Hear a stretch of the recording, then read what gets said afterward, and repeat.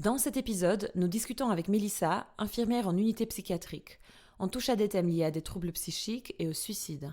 Si l'écoute devient difficile pour vous, auditeurs et auditrices, vous êtes encouragés à interrompre l'épisode à tout moment pour le reprendre dans un meilleur contexte ou ne pas le reprendre du tout. Veuillez prendre soin de vous avant tout. Salut Coraline! Salut Mirza! Comment vas-tu? Ça va bien et toi? Ça va pas trop mal, merci.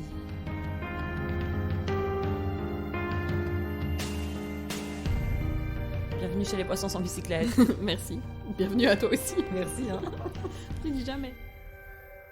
Et on dit bienvenue aussi à Mélissa. Salut Mélissa. Salut Mélissa. Salut. Mélissa, tu es notre invitée ce soir. Tu es infirmière en psychiatrie dans l'unité qui s'appelle Azur. L'idée d'inviter une infirmière comme toi, on l'avait en fait depuis le début, Coraline, depuis la conception des premiers épisodes, parce que tous les métiers liés aux soins, liés au care, qui sont surreprésentés par les femmes, nous étaient très très importants. Et surtout en fait en période de Covid, c'est quand même un thème qui est sorti en gras.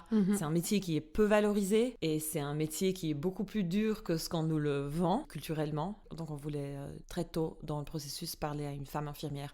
Donc dans cet épisode, on va parler de ton expérience en infirmière en psychiatrie, de qu'est-ce qui t'a mené pour faire ce métier, quelles sont tes observations par rapport à la relation aux patients, la relation aux médecins, comment la société voit tes patients, comment la société te voit toi, comment toi aussi tu voyais ce métier en fait à la base, des conditions de ce travail, comment tu t'en sors aujourd'hui et quelles seraient pour toi en fait les quelques solutions qui aideraient énormément. Tu as aujourd'hui 29 ans. Ouais, exactement. Tu es active au travail. Tu as un chien très mignon qui s'appelle Nicolas. Oui, c'est exact. Et tu es végane. Ça, c'est juste un fait. Ouais, aussi, oui. Ouais, voilà. Donc, bienvenue. Merci. Pour apprendre un peu à te connaître et savoir, est-ce que tu peux nous en dire un peu plus sur ton parcours en fait? Est-ce que c'est quelque chose que t'as toujours voulu faire, bosser dans les soins infirmiers? Ou comment t'es tombée dessus, un peu, comment était ton cheminement? Au début, j'ai d'abord commencé par faire des études de médecine. Donc en soi, je voulais travailler dans le soin, mais c'était plus du côté médical. Enfin, j'ai fait la première année de médecine à Lausanne, et du coup, j'ai pas réussi. Ce qui fait que du coup, j'ai fait un peu la touriste. Du coup, j'ai fait biologie, puis psycho. Ok. Puis c'était des choses en fait qui me convenaient pas trop. Enfin, il y avait toujours ce côté soin en fait qui me manquait. Après ces 3 ans un peu infructueuses comme ça, j'ai décidé de faire une année sabbatique pour savoir un peu ce que je pouvais faire. Et c'est là que l'idée est venue de pourquoi pas envisager les soins infirmiers. Mais c'est vrai que j'avais un peu une sorte de préjugé par rapport à ça. Je me suis inscrite, mais vraiment un peu, j'y vais, on verra bien, puis au pire j'arrête. Donc c'est un peu comme ça que j'ai commencé, les soins infirmiers. Finalement, je suis restée. C'était pas une vocation, et puis encore maintenant, même si j'aime bien le job, c'est encore, je me pose encore beaucoup de questions par rapport à ce métier-là, quoi. C'était quoi un peu tes préjugés qui faisaient que t'avais pas trop envie de te mettre là-dedans? Enfin, c'est un peu bête, mais c'est un peu ce qu'on voit aussi, même dans les séries, ou même ce qu'on entend, c'est un peu l'infirmière qui est vraiment sous la coupe du médecin, qui est juste là à exécuter les ordres, et qui n'a pas vraiment son mot à dire, en fait, sur ce qui se passe.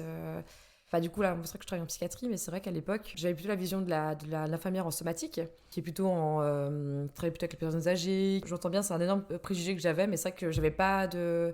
Vu que j'avais personne dans mon entourage qui avait fait infirmière, c'est vrai que j'avais très peu de références. De références, ouais, voilà, exactement. Ouais. Donc je m'attendais à tout et à rien en même temps. Puis, Mais en même temps, ce que tu dis, c'est vraiment ce qu'on... Moi aussi, c'est ce que je pensais à la base des infirmières, c'est vraiment ce qu'on nous inculque. Le médecin, c'est des espèces de semi-dieux. Les infirmières, c'est...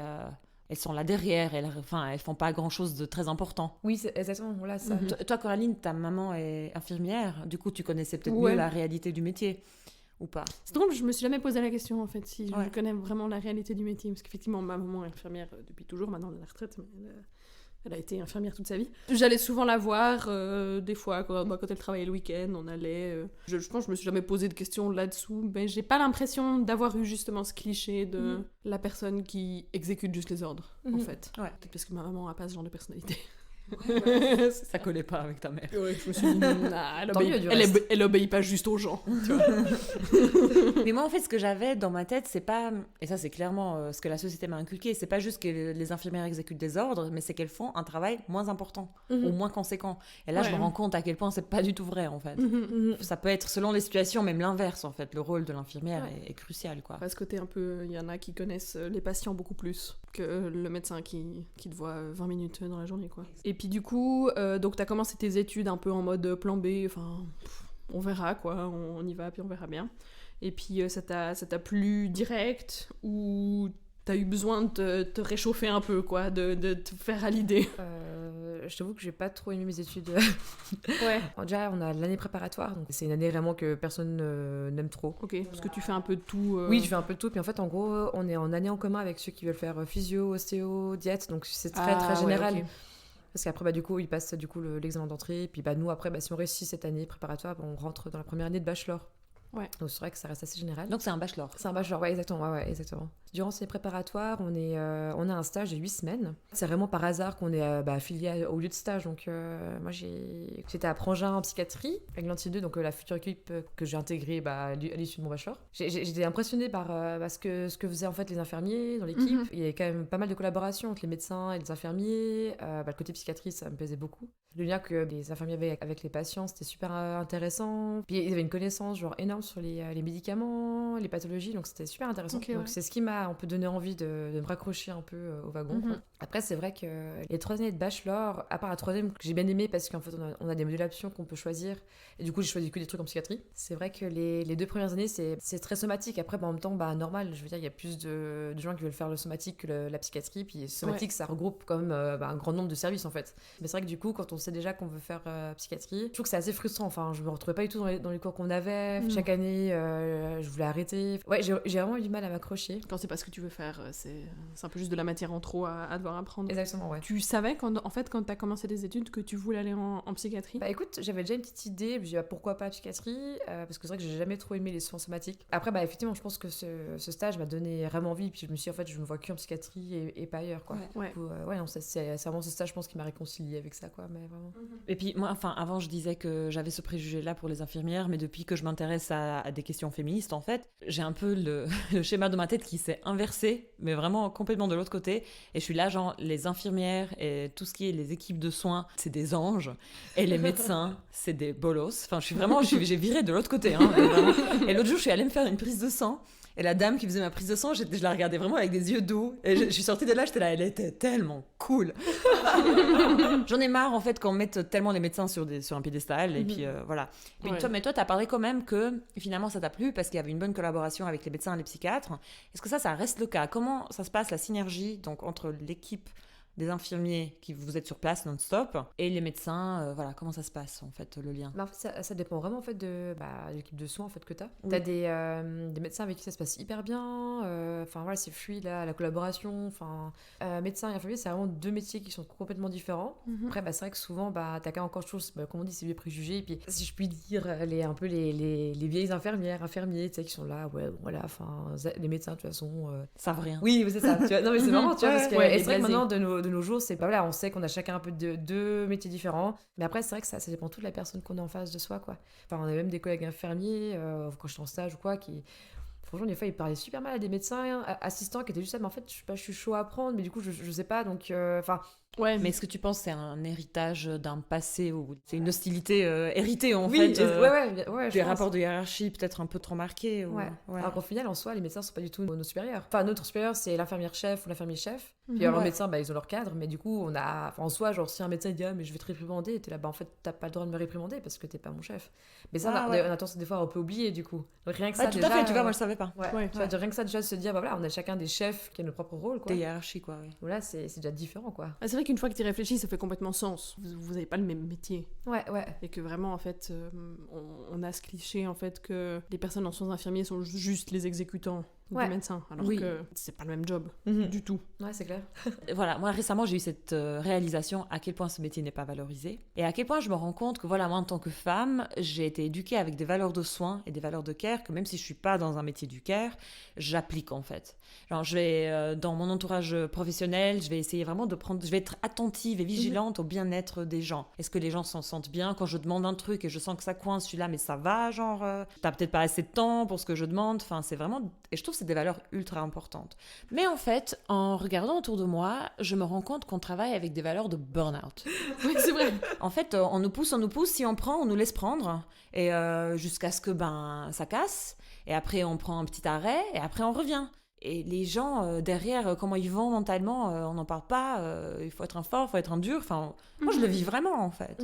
C'est des valeurs où les gens sont disposable, comment tu dis en français Jetable. Ouais, les gens sont jetables, exactement, en fait. Où les gens, voilà, t'es fatigué, arrête, quelqu'un d'autre. Ouais. C'est ressorti avec le Covid, et on le sait, vous avez des conditions très difficiles. Il y en a une, elle est juste inhérente, entre guillemets, c'est que vous devez travailler en toute heure.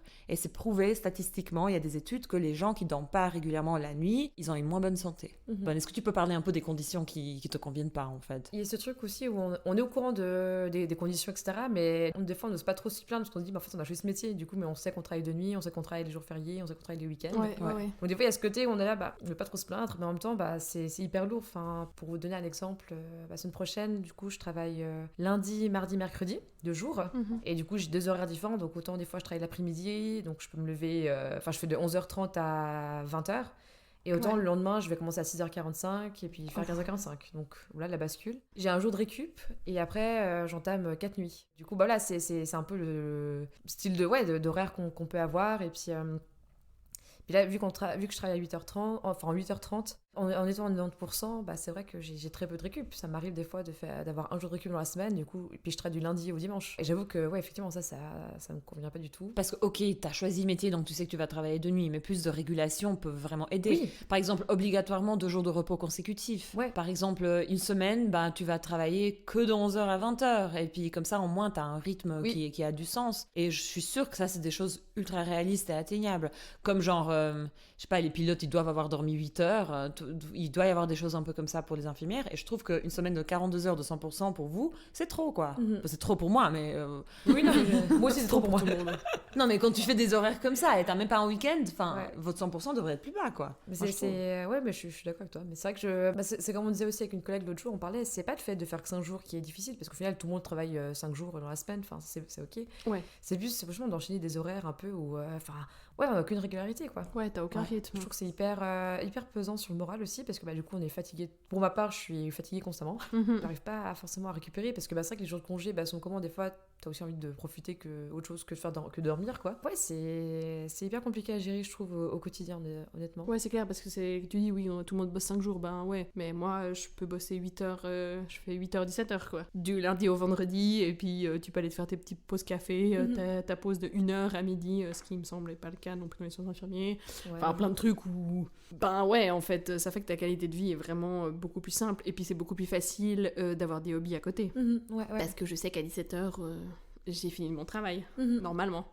Ouais. Et que du coup, je peux aller faire du sport, je peux faire des amis. Ouais. Tandis que quand tu commences une fois à 8h du mat, une fois à 23h, Ouais, c'est pour bien s'organiser, mais c'est vrai que des fois, je suis là, qu'est-ce que je fais? Est-ce que je préfère faire du sport? Est-ce que je préfère avoir des amis? Du coup, je suis là, puis évidemment, j'ai Nicolas, je précise mon chien. Du coup, des fois, c'est vrai que c'est un peu aussi compliqué, parce que j'ai envie aussi j'ai pris un chien, c'est pour aussi m'en occuper. Ouais. Puis du coup, c'est vrai que des fois, c'est frustrant de me dire, mais en fait, il faut que je fasse une heure de balade, mais je suis hyper crevée, mais en même temps, j'ai pas le choix. Ouais. Parce que sinon il est malheureux aussi, donc après voilà, c'est encore moi qui ai pris cette responsabilité, enfin je peux pas mettre ça sur le boulot. Oui, mais c'est vrai que du coup je me dis, mais à un moment donné mes parents m'ont dit, mais est-ce que t'es sûre de vouloir prendre des animaux, parce que t'as déjà pas le temps? Mais je suis oui, mais ok, mais normalement je suis censée bosser jusqu'à la retraite, tout se passe bien, du coup, si je peux pas prendre tel ou tel truc ou avoir tel ou tel hobby parce que je travaille, en fait, finalement, jusqu'à 65 ans, je fais rien, puis après, c'est là où je me réveille. Ouais, ça. C'est pas ok, quoi. Donc, c'est vrai. Quand on a parlé un peu, justement, préparé cet épisode par rapport aux préjugés que tu avais du métier, en fait, d'infirmière, il y a aussi ce côté, cette malconnaissance, je sais pas si c'est un mot français, des gens proches du métier, en fait. Justement, peut-être des médecins ou d'autres gens qui pensent que, en fait, vous êtes un peu leur boniche. Même des potes qui sont pas du copain dans les soins, sans trop le dire non plus, parce que ils savent que du coup je suis infirmière, donc je pense qu'ils pèsent leurs mots. J'espère un petit peu quand même. Tu vois le filtre. Oui, je vois quand même le filtre. Une fois, pour rigoler, il m'a dit, parce qu'en fait c'est un co-veilleur, donc en fait on a des étudiants la nuit qui sont avec nous au cas où. Puis une fois il m'a dit, en fait à part ça, donner des médocs qui sont prescrits sur le truc, sur notre truc internet, c'est pas bien compliqué, quoi. Ok, fine. Oui, c'est vrai que si tu dis ça vulgairement, effectivement c'est pas très compliqué, mais il y a autre chose derrière, enfin c'est pas pareil. Ça fait combien de jours que t'es là? Ouais. Et puis t'es là, mais c'est pas... Il y a aussi ce truc que tu dois toujours être hyper vigilant, c'est pas la nuit, parce que le moindre bruit, tu vas voir, enfin c'est là aussi il y a les pires angoisses, ou j'ai un peu ri jaune, parce que j'étais là, ouais, je vais t'en foutre une. Ouais. La troisième nuit, je suis fatiguée, mais oui. C'est juste, c'est... ou des potes qui sont là, j'aimerais pas que ma partenaire soit infirmier, parce que déjà ça paye pas des masses, et puis ça dit rien, mais on sent... Tu sens le dénigrement, quoi, le côté... Ouais, c'est clair. Et du coup, chacun a son opinion, mais c'est vrai que quand toi, t'es juste en face, puis tu fais ce métier-là, c'est vrai que tu dis, ok. En fait, c'est une opinion, oui ou non, parce que finalement, cette attitude représente comment on met les valeurs en tant que société, en fait. Et puis, c'est assez le bordel, comment on fait des choses, parce que déjà, on valorise pas les métiers de soins, on va valoriser les avocats, les ingénieurs, mais en même temps, c'est pas les métiers qui sont le mieux payés non plus. C'est des métiers qui sont très bien payés, on est d'accord. Mais les gens qui gagnent le mieux leur vie, c'est plutôt les banquiers, les personnes qui bossent dans les assurances, les investisseurs, je sais pas moi, dans l'immobilier. Donc en fait, les corrélations entre combien on paye les gens, quels sont les métiers qu'on respecte et les valeurs qu'on devrait mettre en avant, c'est-à-dire le soin des personnes, sont un peu n'importe quoi. On paye moyennement les métiers qu'on respecte, on paye énormément des métiers qu'on respecte pas, et on dénigre et on paye mal des métiers qui prennent soin des personnes, des êtres humains. Moi, par exemple, je disais, moi je suis architecte, et je remarque quand je dis aux gens que je suis architecte, ils sont trop impressionnés. Et en fait, je suis là, les gens ils me disent c'est trop cool, et moi je suis là ça dépend franchement. Enfin non mais vraiment, il y a des périodes cool, il y a des périodes pas cool, il y a des trucs que je fais qui sont très cool, il y a des trucs que je fais qui sont ultra bateaux, et finalement est-ce qu'on en a vraiment quelque chose à cirer tout le temps de ce qu'on construit? Des fois c'est important, des fois c'est pas du tout important en fait. Et je trouve qu'on vit dans un monde à l'envers, parce que je trouve qu'on devrait vivre dans un monde où une infirmière en psychiatrie dit aux gens je suis infirmière en psychiatrie, elle devrait obtenir au moins le même respect que moi en tant qu'architecte, voire beaucoup plus quoi. Ça devrait être genre waouh, c'est incroyable, tu es infirmière en psychiatrie, tu prends soin des gens, tu prends soin des patients et patientes qui ont ça comme trouble, tu contribues au bien-être quoi de cette société. C'est chou. Ouais, non, et ton salaire qui suit pas quoi. Ceci dit, le mien suit pas non plus, mais c'est un autre sujet.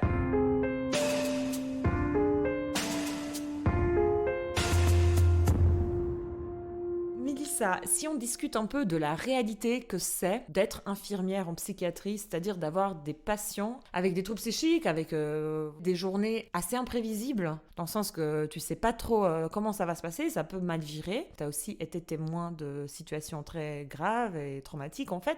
Est-ce que tu peux un peu nous... C'est peut-être pas facile, mais de nous énumérer des situations un peu extrêmes que tu as dû vivre et qui font que ton métier est vraiment pas facile au-delà des conditions d'heure et de salaire. Ouais, j'ai 2-3 petites anecdotes.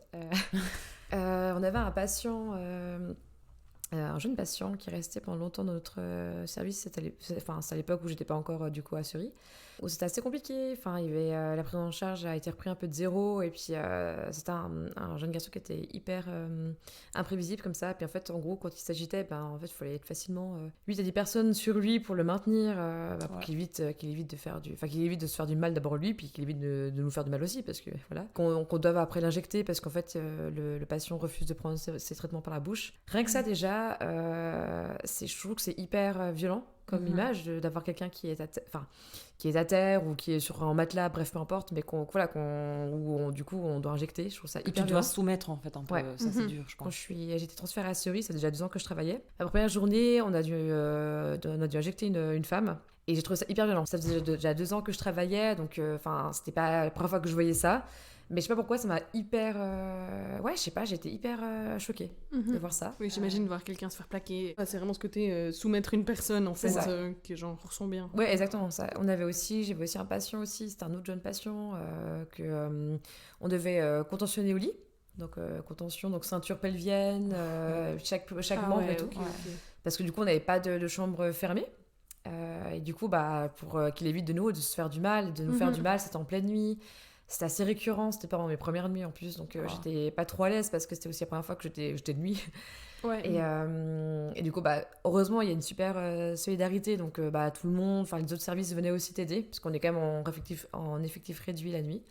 Ouais. Et des gens qui viennent t'aider, mais du coup, on va tous les maintenir.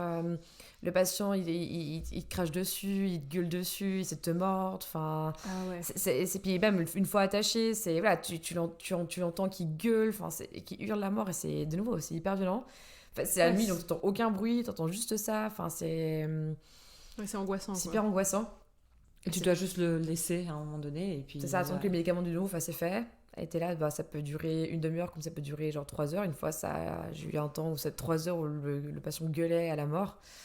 Et voilà, toi tu fais autre chose. Vu que c'est la nuit, tu écoutes un film et t'es là, genre avec les bruits derrière-fond, c'est pas du tout ok, quoi. C'est hyper. Voilà. Sinon, aussi quand on a des suicides, où c'est aussi hyper violent. Même si on n'a pas forcément la personne qui est en face de nous, parce que souvent, de nouveau, c'était où je travaillais avant, on est proche des rails, on est proche du lac, et puis en fait, une fois, il y a une patiente qui a fait un raptus anxieux, comme on dit, donc qui est sortie en courant de l'unité, qui a été en fait vers les rails, la gare de Nyon. C'est lui qui l'a vu vite fait, donc le temps qu'on a appelé tout, c'était trop tard, c'était déjà acheté, on a entendu le train qui s'arrêtait. Ouais, et puis du coup... on savait quoi. Puis même si on l'a pas de visu, ça fait froid dans le dos, quoi. Parce que c'est quelqu'un qui t'accompagne quand même pendant un certain temps. Puis c'était une patiente qui était chronique. Donc, voilà, tu connais quand même un peu cette personne, tu connais un peu son entourage, et c'est hyper violent. C'est un peu des trucs comme ça. Ou même, après, c'est violence physique aussi. Une fois, je me suis fait arracher les cheveux. J'ai eu mal pendant 3 jours à la tête. On reçoit des coups. Là, j'ai une collègue, c'est une ancienne collègue en fait, qui s'est pris un coup de pied dans la tête. Elle a le tampon percé. Donc voilà, c'est hyper. Alors autant des fois c'est hyper chill, c'est pas tout le temps comme ça, heureusement. Là, mais il y a des moments, des fois, où franchement j'ai peur. De travailler avec la peur au ventre, c'est pas évident, quoi. Et puis on essaie de faire un peu, on essaie de faire quand même bonne figure, parce qu'on se dit, voilà, faut pas que. C'est un peu la peur, après se disperse, on a tous un peu peur de ça, mais du coup, faut essayer de faire un peu bonne figure, mais des fois c'est un peu difficile, je trouve. Et c'est ça aussi qui, en plus du travail ordinaire, c'est pas évident, quoi. Vous êtes un peu accompagné, je sais pas, est-ce que vous avez des colloques ou des trucs où vous parlez un peu de ces situations, ou vous êtes suivi par quelqu'un, en fait, typiquement s'il y a quelqu'un qui suicide, ou bien si vous faites agresser, parce que ça fait partie de votre job, apparemment. Écoute, on a systématiquement des colloques, etc., des intervisions. Donc on peut parler d'une situation mais du coup, on en parle, et puis voilà, mais on n'est pas spécialement suivi. Et puis quand il y a des suicides, souvent ils organisent un peu un colloque où on va parler de ça, avec tous les acteurs qui ont été présents lors de la journée ou du moment. Mais des fois, ça, c'est genre, je dis ça, mais c'est 3-4 mois après l'incident, quoi. Donc tout le monde a le temps un petit peu de passer ça. De passer à autre chose, entre guillemets, en fait, d'avoir juste un peu un déni avec ça, et puis... Oui, puis des fois, ça, c'est le jour où toi tu travailles pas, donc t'es là, je vais pas y aller. Donc il n'y a aucun suivi psychologique offert, en fait, par je ne sais plus quel organe. T'as pas une psychothérapeute à signer ou quelque chose, quoi. Du tout. Ouais, ou un truc personnel, parce que c'est vrai que tu dis, voilà, vous avez des colloques, tu peux parler de situation, mais si t'as ce côté, en fait, à dire, tu gardes un peu les trucs pour toi, parce que justement, t'as pas envie un peu que cette peur se transmette, puis que finalement, les gens, ils vont te dire un peu, cool, super, tu t'es fait arracher les cheveux, big deal, tu vois. Ouais. C'est pas un espace où, en fait, qui est fait pour ça, finalement. Ouais, non, c'est clair. Puis c'est vrai que des fois, t'as pas forcément envie de dire ça devant toute l'équipe. Et des fois, des trucs qui sont pas... Peut-être, que t'as pas forcément une perte comme ça que tout le monde, tu vois. Après, t'as des chefs aussi qui sont quand même hyper... là, ma chef actuelle, elle est quand même hyper présente pour nous. Elle est... tu vois, s'il y a un souci, elle n'hésitera pas à nous prendre à part quand même. Mais c'est parce que j'ai une bonne chef. Oui, c'est ça. T'as juste de la chance. C'est ça. Oui, c'est pas un prérequis. C'est effectivement comme Lirza a dit. T'as de la chance, ta chef est à l'écoute. Il n'y a pas une structure en place pour te soutenir, en fait. Ouais, c'est compliqué. Spontanément, comme ça, j'aurais plutôt pensé, il faut vraiment protéger les patients d'eux-mêmes. Ouais. Justement, éviter qu'ils se blessent physiquement ou qu'ils se suicident. Mais ça me venait pas trop à l'esprit qu'en fait, finalement, ils sont ou peuvent être aussi violents envers le personnel, quoi. Donc t'as la violence, t'as les journées chill, mais t'as aussi des journées étranges, tu raconter une fois, t'avais un patient qui te laissait pas tranquille et même quand t'allais aux toilettes, il essayait d'ouvrir la porte. Et ça, c'est une source de stress, genre constante. Tu pouvais pas aller 5 minutes aux toilettes tranquille. Faut que tu deals avec toutes sortes de pathologies. Et c'est vrai que des fois, il y a des pathologies qui sont un peu, qu'on dit un peu plus présentes que d'autres. Dans le sens que voilà, c'est une personne qui a besoin de réassurance constante. Et puis du coup, sera constamment devant le bureau. Et quoi que tu fasses, du coup, il va te. Ah, c'est bien qu'il est en souffrance. Donc, voilà, normal qu'on doit être là pour lui. Mais c'est vrai que des fois, quand on a 1 ou 2 ou 3 comme ça, et que pour manger à midi, soit on peut aussi rester. Si t'es d'horaire d'après-midi, du coup, tu dois rester dans le service. Sauf qu'on a une cuisine qui est pas fermée, donc en fait, en gros, tu vas faire un peu ta pause, mais tes patients peuvent venir te voir, venir te causer. Autrement, tu manges dans le bureau avec tout le monde, mais du coup, voilà, c'est pas une pause. C'est pas hyper chouette, je trouve. Et c'est vrai que des fois, c'est un peu difficile de dire, oui, juste, temps mort, je mange juste, est-ce que je peux juste prendre ces 5 minutes? Et t'as certains patients, ça va être ok, ils vont comprendre, certains vont pas du tout comprendre parce que je pense que c'est leur pathologie, ils sont en pleine souffrance, ils sont en plein délire, et du coup c'est compliqué pour eux aussi de comprendre ça. Et du coup c'est vrai que des fois, tu rentres ta journée, mais t'es éclaté quoi, parce que t'es là en fait, j'ai été sollicitée tellement tout le temps que t'as même pas eu ta place pour penser ou genre aller aux toilettes, c'est con, mais. Ah oui. Ouais, c'est ça. Et du coup, t'oses même pas, des fois t'oses même pas sortir du bureau parce que t'es là en fait. Il va être là à me harponner alors que oui je comprends sa souffrance mais en même temps t'es là mais je peux pas je peux plus rien prendre tu vois mais... Oui c'est ça, c'est qu'il y a un moment, même si effectivement on est tous humains, mais justement toi aussi, et puis qu'il y a un moment c'est trop quoi. Ouais. Même si t'as peut-être plus de patience que la plupart des gens ou j'en sais rien, il y a un côté où t'es un peu là ok c'est bon, j'ai besoin d'un break, surtout quand tu fais je sais pas des 12 heures d'affilée. Il y a un moment où c'est bon, tu les as vus les gens. Laisse-moi aller pisser tranquille. Non, c'est ça. Tu as combien de patients sous ta responsabilité dans un shift? Alors de base, c'est 13. Puis là, ces temps-ci, ça explose ces temps. On doit ramener les lits de la cave parce que y a trop de demandes d'hospice. Ah, wow. Puis tous les secteurs psy en fait, sont saturés. Okay. Les urgences psy, ils font de leur mieux pour un peu faire le tri. Mais... C'est la pandémie, tu penses? Ouais, peut-être un peu la pandémie, où t'as les gens qui... certains troubles, en fait, ils étaient contents d'être isolés. Enfin, il y a levé des mesures, du coup, ils se retrouvent de nouveau dans un monde qui peut qu'on puisse de nouveau interagir avec tout le monde, etc. Tout ce qui est convention sociale, c'est quelque chose qui les met des fois un peu mal à l'aise.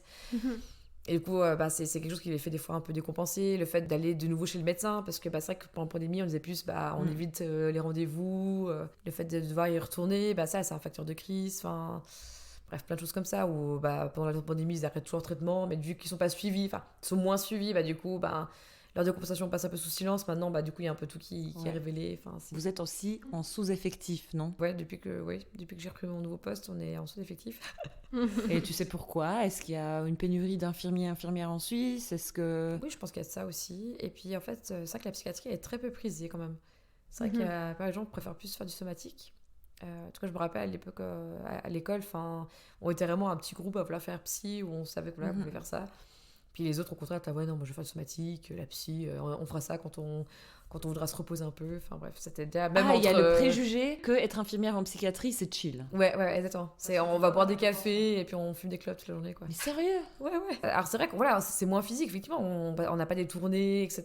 On fait pas des prises de sang toutes les 2 heures, je sais pas quoi, bref. Mais c'est pas la même fatigue non plus. Et évidemment, on a des fois où on n'en prend pas une, ça je dis pas le contraire, ça, c'est vrai. Oui, mais comme dans tous les métiers. C'est ça, ma foi, on va pas... S'il y a pas de crise, on va pas inventer une crise, quoi. Ouais.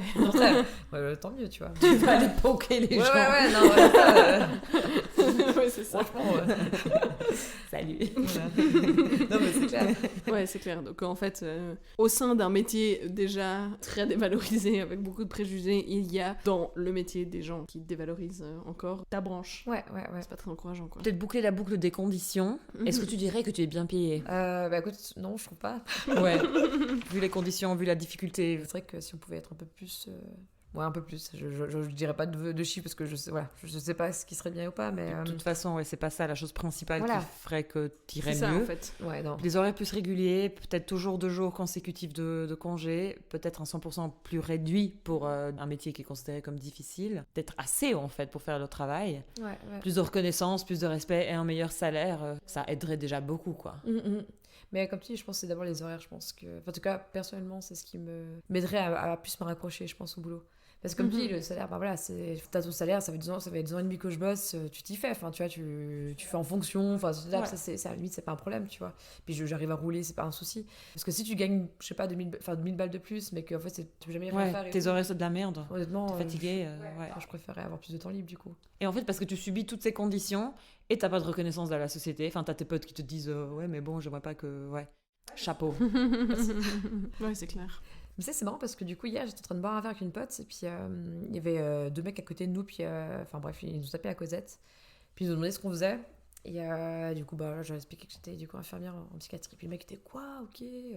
Donc t'es un peu une dingo, je suis là, ouais, je sais pas quoi dire. Je réponds pas à ça. Voilà, puis t'es ok, waouh. Je pourrais jamais faire ce que tu fais. Puis qui t'a demandé? Ouais, je dis là, bah ok, fine, pas de soucis. Enfin, je t'ai pas demandé de me prendre ma place, mais ouais, hyper particulier quoi. Est-ce que tu trouves que malgré des progrès, on vit dans une société qui stigmatise énormément les personnes qui ont entre guillemets des troubles de santé mentale? Ouais, je trouve quand même pas mal, franchement.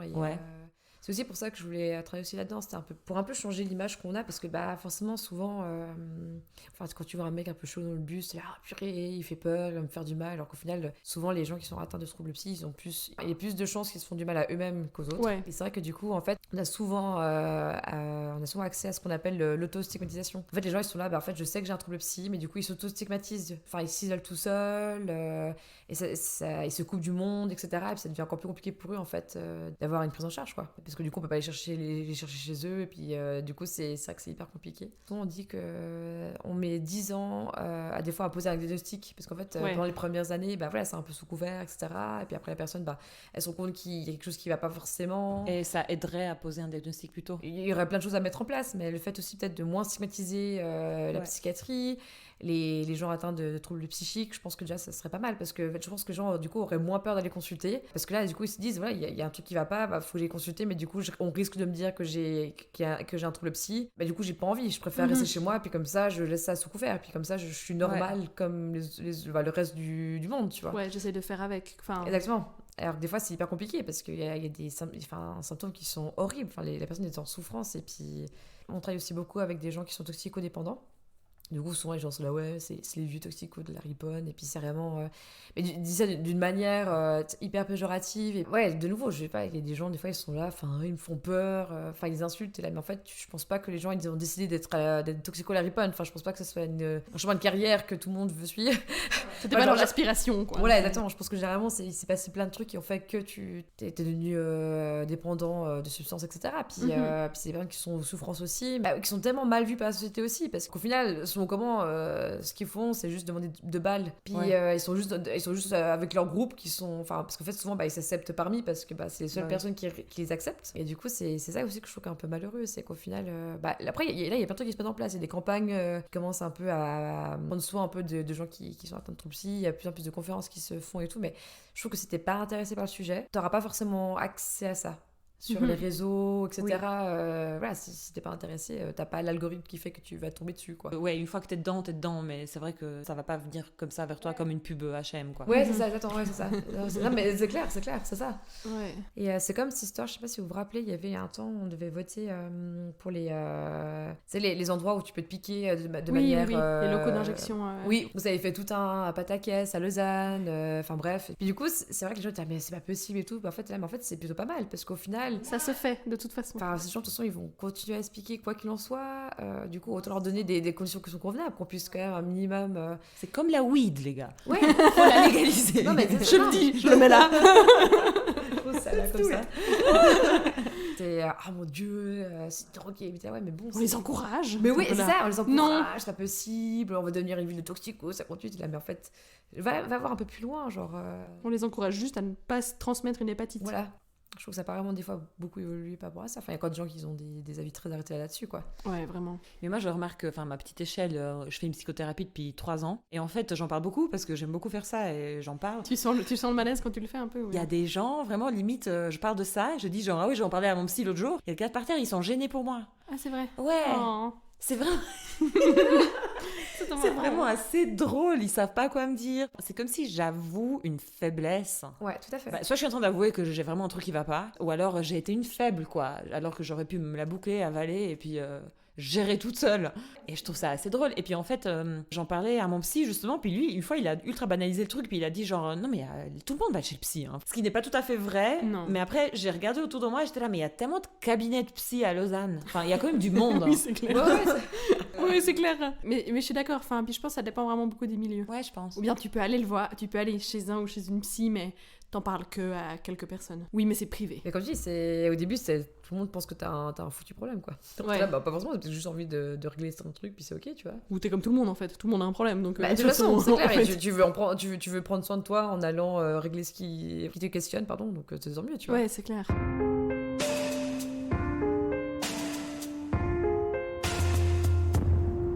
Où tu travailles en fait justement là-dessus, vous avez un peu des profils spécifiques, enfin c'est des gens qui sont justement qui ont plutôt fait des dépressions ou qui ont, enfin quel genre de troubles?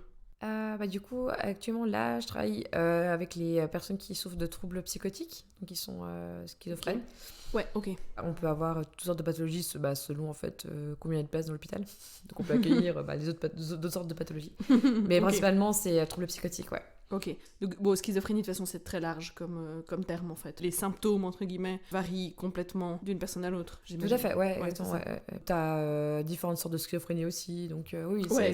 t'as un large panel. Me pose un peu cette question, il y a plutôt plus d'hommes, plus de femmes, moitié-moitié. Enfin, patients, donc, pardon. Là, actuellement, on a plus d'hommes, on a 2 femmes, mais c'est très fluctuant, je dirais. Ouais, C'est pas du tout une règle, quoi. Enfin, il y a un Ouais, peu alors de pas tout. du tout, ouais, franchement, c'est très aléatoire, quoi. Dans la team, vous êtes plutôt des femmes, plutôt des hommes? Là, actuellement, on est plus de femmes que d'hommes. Et encore, en psychiatrie, c'est là où il y a quand même plus d'hommes, hein, je dirais, quand même, hein, par rapport aux autres services. Comment ça se fait? Est-ce que tu sais? C'est une très bonne question, je sais pas. Ouais, on a peut-être moins ce cliché de l'infirmière en crocs qui fait sa petite tournée. Bah, peut-être il y a ce côté, justement, en fait, comme tu disais, enfin, moins concret, entre guillemets, de soins. Ouais. Et puis que du coup, les hommes se retrouvent plus dans ce schéma. Je sais qu'il y a aussi pas mal de mecs, mais qui sont aux urgences. Il me semble, hein, si je dis pas de bêtises. Mais tu sais, c'est soit un peu les services un peu où c'est un peu le feu de l'action, quoi. Enfin, tu vois, s'il y en a les armes à agression, bah souvent les mecs sont... Enfin, on dit, ah ouais, bah, vu qu'on est des mecs, on va y aller. Enfin, c'est... Ouais, j'ai l'impression que c'est un peu plus... Ok. Ouais, tu dois gérer quelque chose, donc tu sais, peut-être que c'est pour ça qu'il y a plus de mecs, je sais pas. Mais du coup, ça veut dire que, par exemple, si vous avez une situation où justement il faut, bah, par exemple, injecter un patient comme ça, c'est peut-être plus des hommes qui prennent le lead là-dessus ou pas forcément? Nous, ça dépend avec quel collègue on est, mais c'est vrai que certains, bah, ils vont dire, ouais, voilà, moi j'y vais parce que je suis un homme, t'es là-bas. Je peux aussi être efficace, enfin, donc pour injecter, tu vois, si je peux me faufiler, peut-être plus facilement, enfin... Ouais. Et puis j'ai peut-être aussi autant de force, je sais pas, enfin, tu vois. Et l'injection, c'est peut-être pas tout le temps la solution. Peut-être des fois, il faut juste calmer le patient et toi, t'es tout à fait capable de le faire. Voilà, oui, c'est vrai que là, il y a des fois des situations, effectivement, je pense que le but, quand on apprend à l'école, c'est vraiment de pas monter en symétrie avec le patient. Donc quand il gueule, de pas commencer à gueuler avec lui parce que ça sert à rien. Ouais. De manière générale, même dans la vie en règle générale. Et c'est vrai que des fois, certains, on se rend compte que ils ont un peu du mal avec ça, enfin, qu'ils vont vite gueuler parmi, puis t'es là, en fait, ça va juste faire qu'ambiancer. Oui, t'entretiens T'entretiens le truc, là, tu as le feu. Ouais. Alors que le fait de pouvoir se poser calmement, ça pourrait peut-être aller mieux. Puis autant j'ai des patients mecs qui le font très bien, des collègues mecs qui le font bien, pardon. Autant j'ai des collègues femmes qui vont tout de suite monter dans les tours aussi. Ça dépend, je pense, surtout de la personnalité de la personne. Mais c'est vrai que souvent, t'as plutôt tendance à ce que t'as des mecs qui sont là, bah, quoi, tu veux le fight? Je dis, t'es là, en fait, non, on est à l'hôpital. On va pas chercher le fight, quoi. Oui, c'est pas le... Idéalement. Je vais te dire, s'il y a des personnes à soumettre, il y a des hommes qui veulent le faire, mais c'est peut-être trop méchant. C'est pas gratuit, en tout cas, ce que je dis. C'est peut-être méchant. Il y a un fond. D'ailleurs, ça me fait penser, je voulais vous envoyer, puis j'ai oublié, il y avait un article qui est paru, je crois, la semaine passée, dans le 24 heures, et qui parlait, en fait, de la peur au travail, justement, puis une qui disait que s'était aussi fait agresser la nuit, puis qui fait ses tournées avec un spray au poivre, par exemple. Puis, après, ça parlait beaucoup aussi de harcèlement sexuel, et puis... non, mais c'était vrai que c'était plus orienté médecin. Ouais, il y a une campagne comme ça au CHUV, en fait. Ça fait une année à peu près ils encouragent du coup à dénoncer tout ce qui est harcèlement sexuel. Ouais. Et apparemment, il y en a pas mal au BH, au CHUV, le bâtiment principal. Ouais. À Skip. ça colle un peu avec ton témoignage. C'est de dire, en fait, tu t'es fait agresser peut-être par un patient, tu réduis les effectifs pendant la nuit, il y a moins de gens, il y a moins de monde, il y a moins d'action, et puis tu te retrouves peut-être... t'es plus vulnérable, quoi. Moi, je détesterais la nuit, je détesterais. Bon, il y a ce truc d'inversion de rythme où j'ai vraiment du mal à me coller dans le rythme de nuit. Il y a déjà ça, puis en fait, le fait qu'on soit tout seul, puis qu'en fait, selon quelle situation que tu as, franchement, je suis pas à l'aise, quoi. Je sais pas, ça peut péter à tout moment, et puis, alors oui, heureusement que t'as un collègue à côté de toi, mais tu sais, c'est... t'es que deux, alors que normalement, dans la journée, tu peux être un peu plus, tu vas péter, parce que moi, j'ai des étudiants, je vous ai à moitié agressés, elles sont parties au courant. Donc à un moment donné, j'étais là, faut que tu m'aides. Ouais. Je vais me faire agresser, tu vois, et du coup, c'est... Ouais. Faut pas vraiment leur vouloir, parce que c'est vrai que je pense que certains, des fois, ils pensent qu'ils vont juste faire une veille tranquille, et puis que... Ouais, voilà. C'est ça. Des fois, c'est un instinct, peut-être aussi, tu sais pas comment tu vas réagir. Soit tu fuis, soit tu combats, mais généralement, on veut tous fuir. C'est une réalité. Ouais. Et puis bon, eux, ils ont pas forcément de formation aussi. C'est ça que déjà nous, on n'a pas de formation, tu vois. Alors, on a une formation de gestion de la violence. Merci la formation, quoi. Le séminaire de 2 heures, samedi matin. Ouais, c'est ces trucs, oui, c'est cool, ça te donne des tips, mais genre, le jour où tu te fais agresser, je t'avoue que les tips, je sais plus comment c'est à faire. Ou genre, on te dit, faut faire ça avec les bras. Oui, mais sur le moment, le mec, il se présente pas du tout comme ce qu'on a appris, et t'es dans la merde, quoi. Puis il fait 40 kilos de plus que moi, donc... Ouais, non, mais c'est ça. Il fait du Krav Maga. Non, mais c'est ça, donc tu es là, genre, ok, fine. Et du coup, c'est vrai que ces étudiants, ils n'ont pas forcément accès aussi à ces formations-là, donc je peux comprendre que des fois, ils prennent juste leur jambe à leur cou. C'est ça, puis moi, je suis un peu en mode, on ne va surtout pas avoir à compter sur des étudiants pour faire ce genre de job. C'est ça. C'est ce truc où t'es un peu là, mais on a engagé un stagiaire pour combler quelqu'un qui manque, puis t'es un peu là, c'est parfait, ça résout le problème. Enfin, en fait, nous, évidemment, on voudrait bien que ce soit, donc, qu'on soit 2 infirmiers systématiques dans la nuit. Ouais. Fait qu'au moins aussi, qu'on puisse se départager aussi le shift, parce que du coup, tu commences à 7h30 du soir et tu finis à 7h le matin. Par contre, t'as pas le droit de dormir, parce que c'est des nuits actives. Mais je vois ça quand je travaillais en boîte de nuit, je sais pas si t'avais aussi toujours, tellement de gens qui me disaient, mais je sais pas comment vous faites. Enfin, tu vois, on faisait 21h30, 6h. J'étais un peu là, mais déjà, nous, on a la musique à coin, on a des gens, on a de l'alcool. Puis encore, c'est sûr que j'ai trouvé ça difficile physiquement, mais justement, moi j'ai des potes qui sont médecins ou qui faisaient des veilles de nuit, je suis un peu là, mais ça c'est horrible. Ouais. T'es quasi tout seul, la moitié du temps, et puis tu dois pas dormir, mais laisse tomber, quoi. Non, des fois, tu vas t'aller juste faire une pause, te poser sur le canapé, puis t'as envie de pioncer. Donc, c'est clair, ouais. Tu vois, nous, du coup, on devait pas, dormir. Par contre, le médecin, on avait un seul médecin pour tout l'hôpital, puis en fait, voilà, s'il y avait pas d'urgence, lui, il pouvait pioncer, quoi. Et qu'en fait, selon quel médecin on avait de nuit, il disait, en fait, tu me déranges pas, prends Dafalgan, quoi.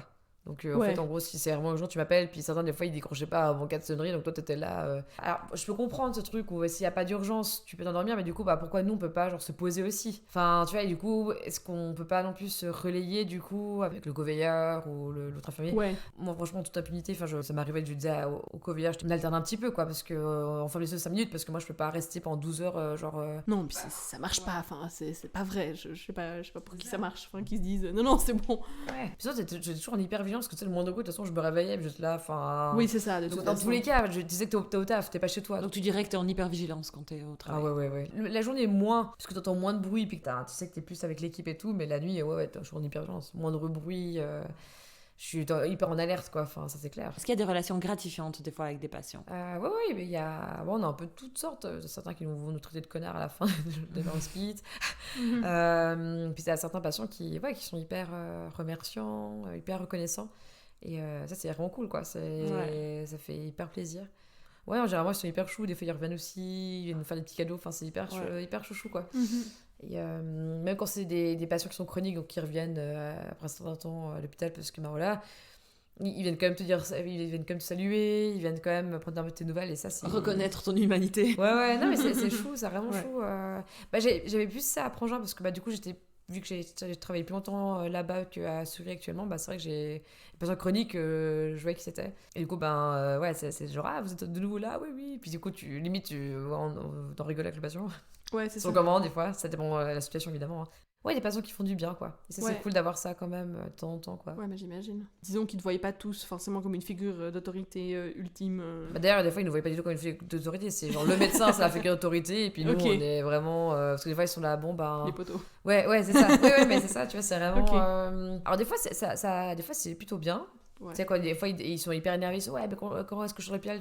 Vous demanderez au médecin. Autant des fois, t'es là, genre, ouais, mais en fait, moi aussi, je peux t'aider. Enfin, c'est vrai que des fois, on joue aussi un peu à ça parce que, bah, finalement, de toute façon, on a aucun droit de décision sur les trucs. Donc, de toute façon, dans tous les cas. Donc, toi, tu peux rien décider sur les médicaments? Bah, la prise en charge, souvent, c'est. Bah, tu discutes avec le médecin, mais du coup, finalement, c'est toujours le médecin qui aura le fin mot de l'histoire, tu vois. Et traitement, bah, quand j'avais des collègues qui ont une zone d'expérience dans le métier, enfin, ils sont hyper, tu sais, pointus. Tu discutes avec le médecin, puis souvent le médecin il dit, ah, ok, peut-être pourquoi pas et tout, mais ce sera toujours le médecin qui aura quand même son mot à dire. Théoriquement, pour 1 gramme d'Afalgan, on est censé demander une prescription médicale. On peut pas donner un médicament comme ça.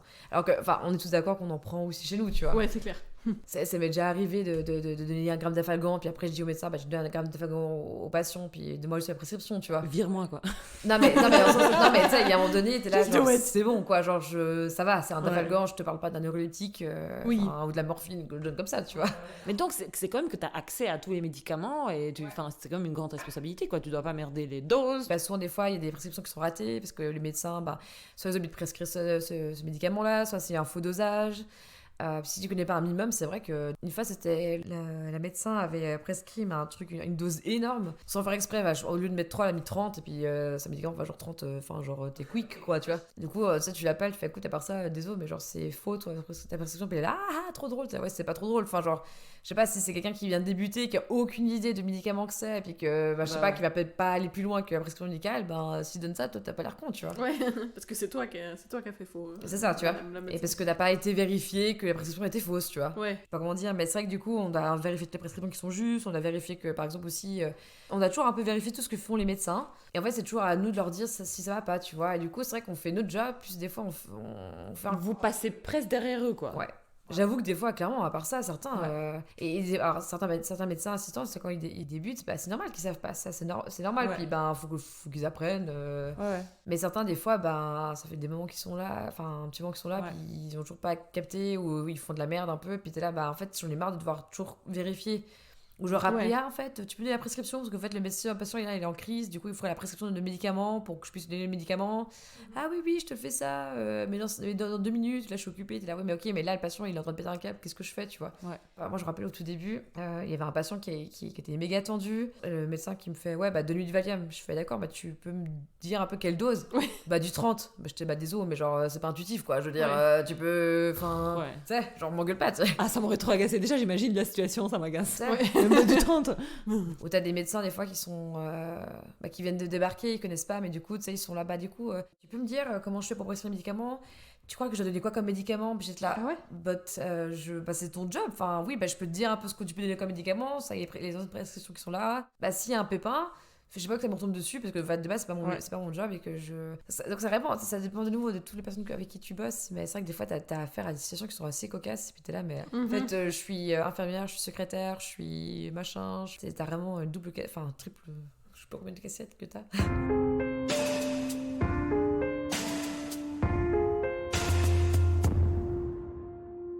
C'était ressorti aussi quand on préparait l'épisode, en fait, c'est qu'il y a beaucoup de savoir qui s'apprend sur place, mais ça c'est lié à tous les métiers, et ça c'est ok, mais je veux dire beaucoup de choses qui sont liées à ton empathie, à ton feeling, à comment toi, Mélissa, tu gères tel et tel patient, aux affinités que tu crées, parce qu'on n'a pas beaucoup parlé, mais en effet tu crées des affinités avec des patients, et j'ai l'impression que ça c'est tout un savoir qui est invisibilisé entièrement, en fait. Peut-être qu'il y a un peu de littérature qui existe.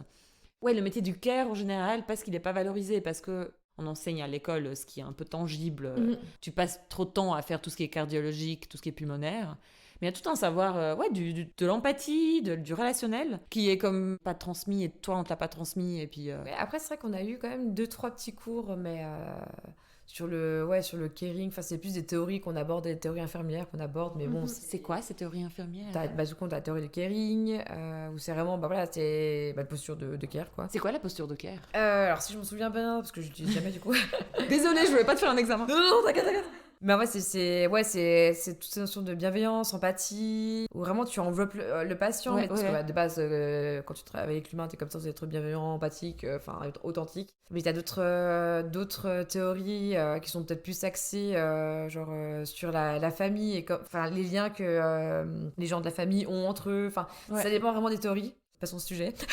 Et donc il y a des théories de il y a un peu Kerry. des théories, mais après c'est vrai que c'est plus c'est assez intellectualisé, tu vois, c'est pas un truc qu'on va forcément mettre en pratique comme ça. Et puis on a des cours sur le relationnel, mais en soi franchement honnêtement t'apprends vraiment que sur le terrain. Qu'en fait des fois je fais en fait les cours m'ont appris des choses, mais genre actuellement là il y a des trucs que j'ai tout ce que je fais maintenant, c'est des trucs que j'ai pas forcément appris en cours, que j'ai appris sur le tas. Tu vois, même, c'est con, mais tu sais, même construire ton identité professionnelle. Au début, c'est hyper compliqué parce que, tu sais pas trop comment forcément, genre, interagir avec les patients, parce que t'as des patients qui vont te tester, des patients qui vont pleurer dans tes bras, des patients qui vont te dire qu'ils vont se suicider, mais c'est des trucs comme ça où tu te dis, mais en fait, comment est-ce que j'interagis? Qu'est-ce que je fais avec ça? Parce que du coup, tu travailles avec toi-même, tes émotions aussi, avec ta personnalité, et trouver un peu le juste milieu, tu sais, Et je trouve que ça c'est hyper compliqué, puis c'est pas forcément un truc. Dans les cours, on te dit d'être empathique, authentique, sincère, etc. Mais des fois, t'es là, mais c'est facile à dire, quoi. C'est pas toujours évident, quoi. Quand tu te fais traiter de connasse et qu'on te crache au visage, c'est pas la même chose, quoi. Alors que tu dois être posé, tu peux pas forcément être pareil que ce que t'es dans la vraie vie. Et du coup, l'équipe où j'étais avant, j'avais des collègues qui étaient incroyables. Et j'ai beaucoup appris d'eux parce que, en fait, chacun avait leur personnalité différente. Et chacun interagissait différemment avec le patient, du coup, parce que c'était leur propre identité. Ils avaient chaque fois, pas forcément toujours le même résultat, mais c'est quand même un résultat qui était positif. Tu nourris un peu de ça, tu dis, tiens, je prendrais bien ça de la personne, ça. Puis du coup, tu construis un peu ton propre truc, et c'est hyper formateur, mais c'est vraiment c'est de par tes collègues que tu apprends ça, tu vois. Puis même au niveau des médicaments, t'as quelques connaissances, mais c'est plus des trucs de nouveau somatique. J'ai beaucoup plus appris, en fait, sur le terrain, où c'est mes collègues qui m'expliquaient un peu aussi...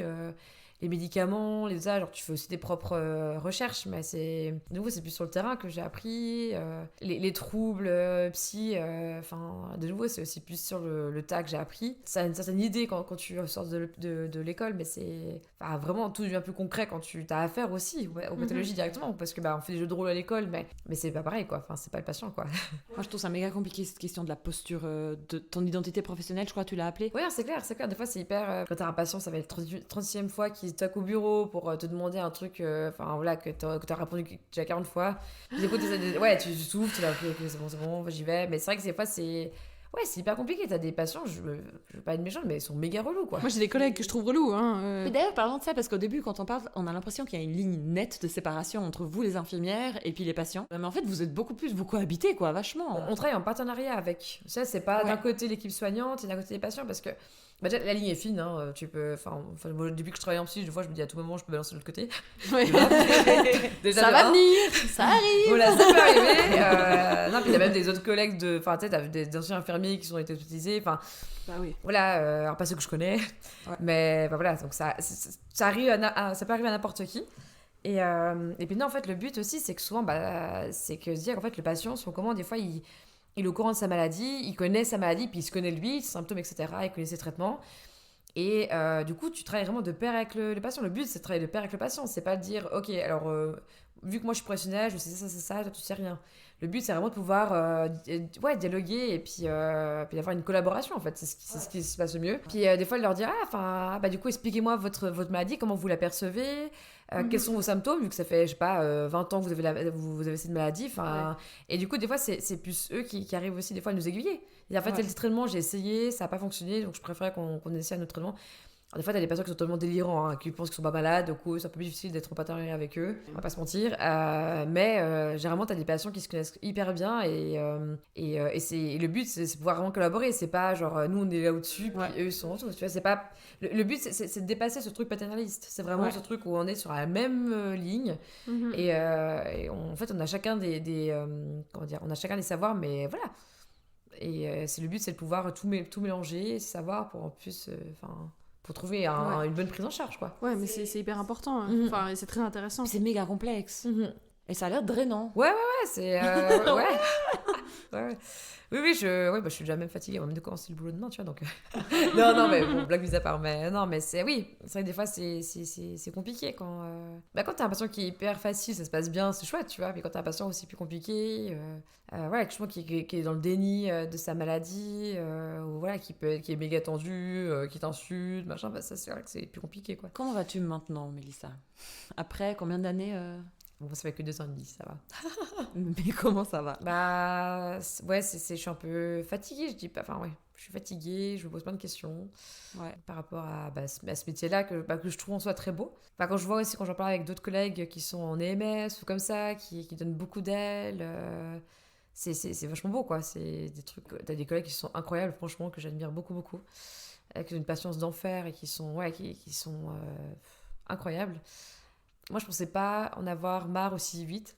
Honnêtement, je me suis bien dit, je pense un jour, je vais en avoir marre. Mais après, on a tous marre un peu de notre job, mais c'est vrai que là, je sens que c'est le marre, je veux passer à autre chose, quoi. Ça t'a usé vraiment vite, quoi. Ouais, et du coup, je m'en veux aussi un peu parce que je pensais pas que ça allait venir aussi vite. Et des fois, je me dis, mais qu'est-ce qui fait que ça fait ça, tu vois, alors qu'au début, j'étais hyper motivée, alors que là, j'ai plus aucune motivation, quoi. Et ça devient hyper difficile J'essaie de faire quand même du mieux que je peux pour le boulot. Enfin, le but, c'est justement, c'est pas en faire en baver aux patients parce que j'ai des doutes sur mon métier, ça, c'est pas ça. Mais du coup, c'est vrai que c'est d'autant plus difficile parce que du coup, je fais rien paraître à l'hôpital, enfin, du moins, j'essaye.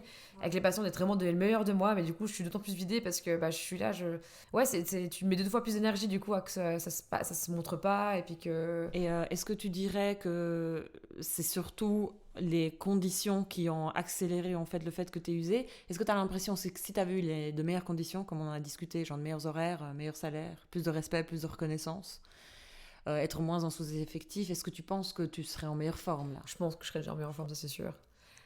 Ouais, donc clairement, je pense. Clairement. Parce que je crains le discours un peu fataliste en mode oui, mais c'est un métier compliqué, donc tais-toi, quoi. Alors on peut améliorer les conditions, j'ai l'impression, et faire que tu puisses tenir le marathon et pas... Ouais. Après, il y a des gens qui arrivent à tenir, tu vois. Enfin, tu vois, quand je vois des collègues, ça fait 10 ans qu'ils travaillent là-dedans. Enfin, alors que tu entends que l'espérance d'une vie... Enfin, l'espérance d'une infirmière, c'est de 5 ans. Ce qui est pas énorme quand même, tu vois. C'est pas beaucoup, ça. Ouais, c'est pas beaucoup, tu vois. Ah ouais, c'est rien, ouais. Et quand tu vois que t'as certains qui arrivent jusqu'à 10, t'es hyper impressionné. Mais c'est choquant ce que tu dis 10 ans, parce que d'autres métiers, il y en a, ils font 40 ans le même ouais, métier, grave, puis c'est bon. C'est ça, ouais. Mais puis quand j'entends des fois certains collègues qui sont là, en fait, je vais me réorienter, j'en ai marre. On entend quand même pas mal de ça aussi, tu vois. Ouais. Et du coup, c'est vrai que tu te questionnes quand même pas mal. Et personnellement, en tout cas, je trouve hyper dur. Des fois, j'ai du mal à trouver un équilibre entre ma vie professionnelle et ma vie privée. Enfin, moi, je suis pas... heureuse, je peux dire, actuellement. C'est vraiment... Puis j'ai 29 ans et je trouve que c'est triste de dire que je suis pas heureuse à ce stade-là de ma vie, quoi. Parce que, Et tu mets vraiment le doigt sur ton taf, en fait. Ouais, parce qu'en fait, je suis tout le temps là-bas, en fait. Je suis tout le temps là-bas, tout le temps. Le Covid a justement révélé beaucoup de faiblesses dans le système, et puis il y a justement beaucoup d'infirmiers et d'infirmières qui partent, quoi. J'ai l'impression peut-être que c'est juste parce qu'on en a plus parlé, mais que c'est un phénomène qui s'est accéléré, où vraiment les gens ont dit, mais c'est bon, quoi. Enfin, en fait, ça vaut pas la peine, tu vois, de te retrouver comme toi, à plus réussir à faire aussi la part des choses, en fait. T'arrives plus à te détacher de ton job, parce que t'es soit tout le temps là-bas, et puis en même temps, après, quand t'y es pas, t'y penses, parce que c'est stressant, et puis c'est difficile, et puis voilà, enfin... Il y a un moment, les gens sont pas cons, hein, je veux dire. T'es mal payé, t'as des mauvais horaires, et puis aucune reconnaissance... On se casse, hein, c'est tout. Ouais, c'est ça, c'est clair, c'est ça. C'est soit tu te dis, bon, bah vas-y, je continue, de toute façon, là. Puis en fait, au final, qu'est-ce que tu te plains? T'as un job, t'as comme un salaire qui tombe à la fin du mois, t'as un appart, t'as des animaux super. Enfin, tu vois, genre, voilà, j'ai des amis cool, enfin, en soi, j'ai ma vie, elle est chouette. Enfin, je peux pas me plaindre, tu vois. Genre, il y a des gens qui ont plus de difficultés dans la vie, tu vois. Puis, je me suis posée une fois, puis en fait, non, je suis pas heureuse, quoi. Du coup, il faut que je change quelque chose. Et je pense que ce que je dois changer, c'est le travail. Et tu nous l'as dit, et puis moi, j'ai aussi discuté avec une autre infirmière, et aussi dans un podcast qu'on cite tout le temps ici, un podcast à soi, et ils ont interviewé des infirmières pendant le Covid, en fait. Et il y a ce truc qui ressort qu'à un moment donné, il y a tellement trop... On est tellement fatigué, on est tellement sous-effectif qu'on bâcle le travail. Et quand le travail concerne un autre être humain, c'est ultra déprimant, t'en parlais aussi, et qu'en fait, après, c'est un cercle vicieux, parce que déjà, tu déprimes parce que le travail est fatigant, après, tu fais moins bien le travail, du coup, ça te déprime, et puis c'est un cercle, quoi. Et puis, T'as des êtres humains en face de toi qui n'ont rien demandé, qui sont souffrants, qui sont juste là pour se faire aider. Il n'y a rien de pire que de se dire, enfin, tu sais, quand tu es fatigué, tu dois rassembler ta dernière force pour essayer d'être là, aimable, mais que tu sais, t'as un peu la sourire de façade. Franchement, moi, je rentre chez moi, je suis pas bien après. Je suis là, mais en fait, genre, quoi? Puis tu sais, tu culpabilises aussi, tu te dis, mais en fait, ouais, est-ce que j'ai pas fait assez bien mon taf, j'étais peut-être pas assez à l'écoute, j'étais peut-être pas assez empathique, j'étais peut-être pas assez authentique. Et du coup, je suis là, mais en fait, enfin, c'est pas ok. Enfin, si je dois, du coup, me questionner chaque soir en me disant, en fait, attends, est-ce que j'étais assez bien? Est-ce que j'ai pu répondre assez aux besoins du patient? Enfin, je suis là, mais c'est. Enfin, fuck. Ça s'arrête jamais, quoi. J'ai une collègue ça fait 5 mois qu'elle a commencé, qui est toute jeune infirmière. Et il y avait un jour où elle avait fait que des matins. Donc elle a dû se lever à 5h du mat tous les jours, quoi. Puis il y a un jour où elle a fait une soirée matin. Enfin, il y avait eu plein de trucs à gérer, c'était l'enfer. Donc elle avait fini à 20h, elle est rentrée, puis elle a recommencé à 6h45 le lendemain. Tu vois qu'elle n'avait pas beaucoup dormi, je pense qu'elle avait ruminé un peu toute la soirée, enfin toute la nuit, on les empirés, enfin il s'est passé ça. Qu'en fait, le matin, elle a un peu craqué, quoi. Elle a craqué parce qu'en fait, il y avait trop de trucs à faire. Et puis en fait, vu que c'est tous ses débuts, tu sais, elle veut bien faire, elle prenait beaucoup sur elle. Et à un moment donné, elle dit, mais en fait, j'ai pas fait ce métier pour pas avoir assez de temps auprès des patients. Elle a dit, franchement, hier soir, j'ai le temps de voir personne, de demander à aucun patient comment ça allait, parce que tellement t'es dans le rush. Puis elle dit, mais en fait, j'ai pas joué ce métier pour faire ça.